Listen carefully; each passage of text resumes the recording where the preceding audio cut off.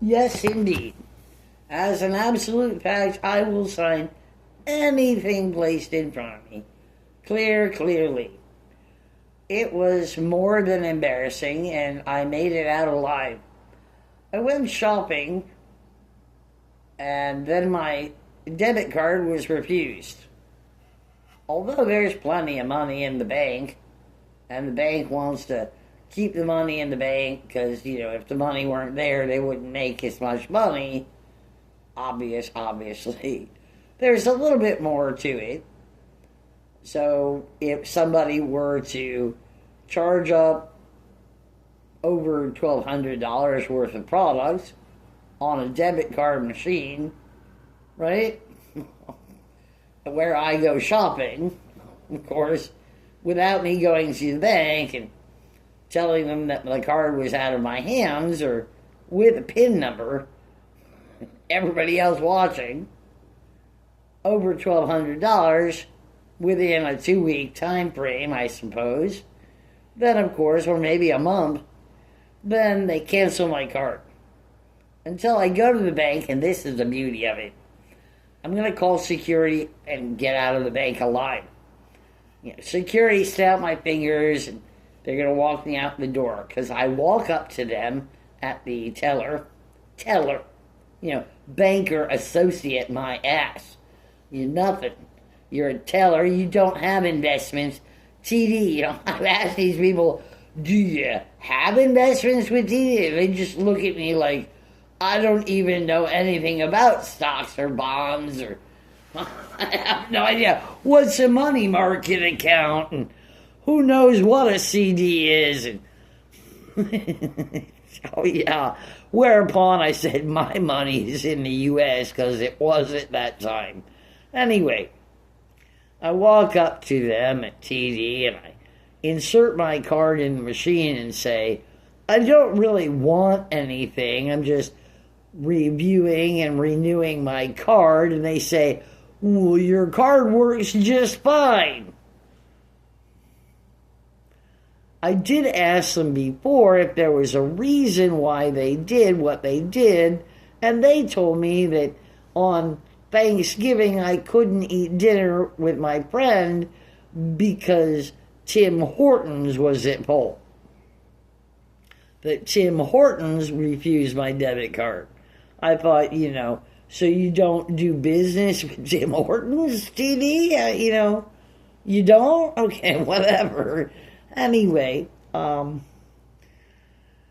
it was pretty embarrassing. I went shopping. I bought mussels. I bought baguettes. I bought cheese. The cheese was Gouda, not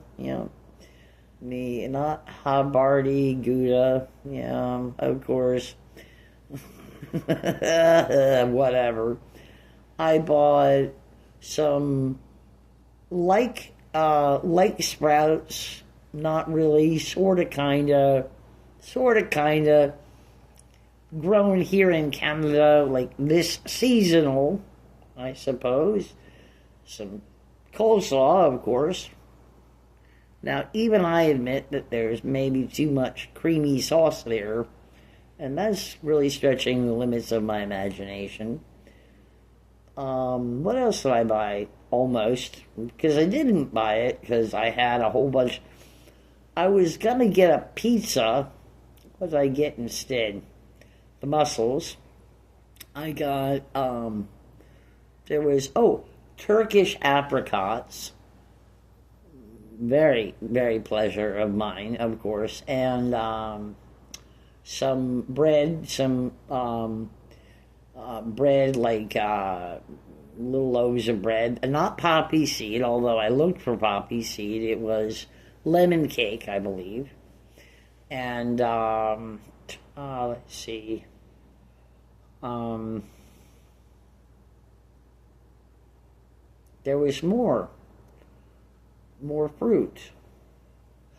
Apple slices, already prepackaged, Ontario apples, prepackaged, sliced, ready to eat. That's, the fruit. Small potatoes. but they're called little potatoes or small potatoes. Ontario. And, well, it didn't work out for me. I did get a little loud, and people had to put up with me, and whatever. What I did explain was I have a debit card, and for me, I have people I trust and people I don't trust. But that if I really need something and I have to crawl across my floor and cannot walk around or get outside and have no cash, that I personally can give my credit card, my debit card, to someone I trust. This person would buy some product for me and give me a receipt. The bank accounting is later, which is fine. But that if somebody uses the debit card, there's a bank accounting, then I go to the person and say what the expletives or whatever are not, but that I can forgive the person is very Canadian. It's very Canadian of me. This, we must structure everything perfectly. If the debit card is not in my hands, I go immediately to the bank and get a new debit card, because that's the way it is.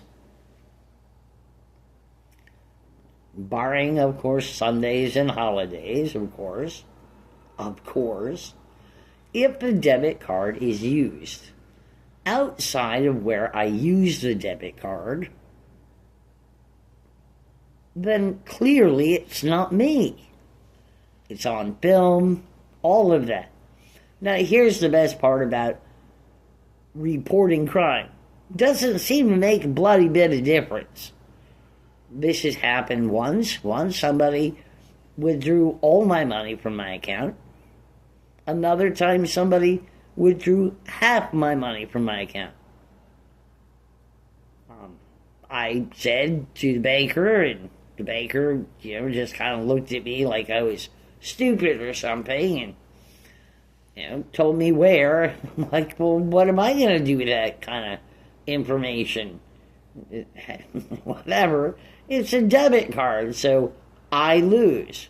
Now, as far as the economy goes, I personally, $16 trillion, I'm okay with not having endless line of money flowing around. I'm okay with that, I guess.